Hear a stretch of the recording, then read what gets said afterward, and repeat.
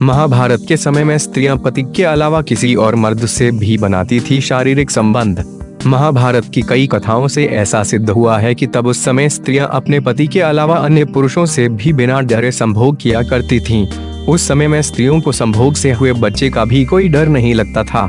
साथ ही साथ पुरुष भी स्त्रियों से खुलेआम शारीरिक संबंध बना लिया करते थे। किसी प्रकार की कोई रोक या बाधा तब इस कार्य में उत्पन्न नहीं की जाती थी। असल में सेक्स और संबंधों की लेकर भारतीय समाज काफी खुला हुआ था।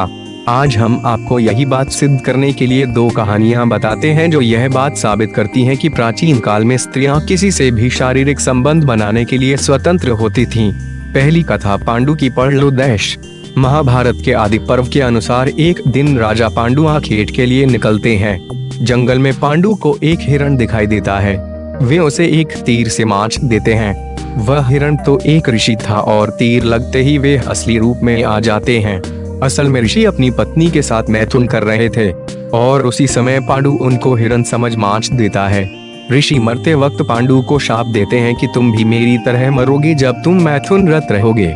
इस शाप के भय से पांडु अपना राज्य अपने भाई धृतराष्ट्र को सौंपकर अपनी पत्नियों कुंती और माद्री के साथ जंगल चले जाते हैं। जंगल में वे सन्यासियों का जीवन जीने लगते हैं, लेकिन पांडु इस बात से दुखी रहते हैं कि उनकी कोई संतान नहीं है और वे कुंती को समझाने का प्रयत्न करते हैं कि उसे किसी ऋषि के साथ समागम करके संतान उत्पन्न करनी चाहिए। कुंती पर पुरुष के साथ नहीं सोना चाहती तो पांडु उसे एक कथा सुनाते हैं। प्राचीन काल में स्त्रियां स्वतंत्र थीं और वे जिसके साथ चाहे उसके साथ शारीरिक संबंध बांध सकती थीं, जैसे पशु पक्षी करते हैं। केवल ऋतुकाल में पत्नी केवल पति के साथ समागम कर सकती है, अन्यथा वे स्वतंत्र है। यही धर्म था जो नारियों का पक्ष करता था और सभी इसका पालन करते थे। ऋषि उदालक के वचन पढ़ लो देश।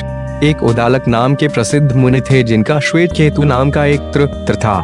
एक बार जब श्वेत केतु अपने माता पिता के साथ बैठे थे, एक ब्राह्मण आया और श्वेत केतु की मां का हाथ पकड़कर बोला, आओ चलें। अपनी मां को इस तरह जाते हुए देखकर श्वेत केतु बहुत क्रुद्ध हुए, किंतु पिता ने उनको समझाया कि नियम के अनुसार स्त्रियां स्वतंत्र हैं जिस किसी के भी साथ समागम और शारीरिक संबंध करने के लिए।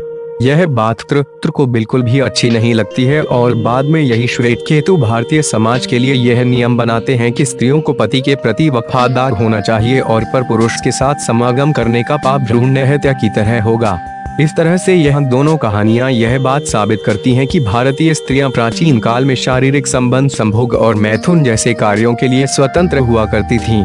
महाभारत में इस तरह की कई कहानियां हैं जो साबित करती हैं कि पत्नी ने अपने पुरुष के अलावा अन्य पुरुष से सबके सामने संबंध बनाए हैं। यह बात साबित करती है कि भारतीय समाज एक समय काफी स्वतंत्र था।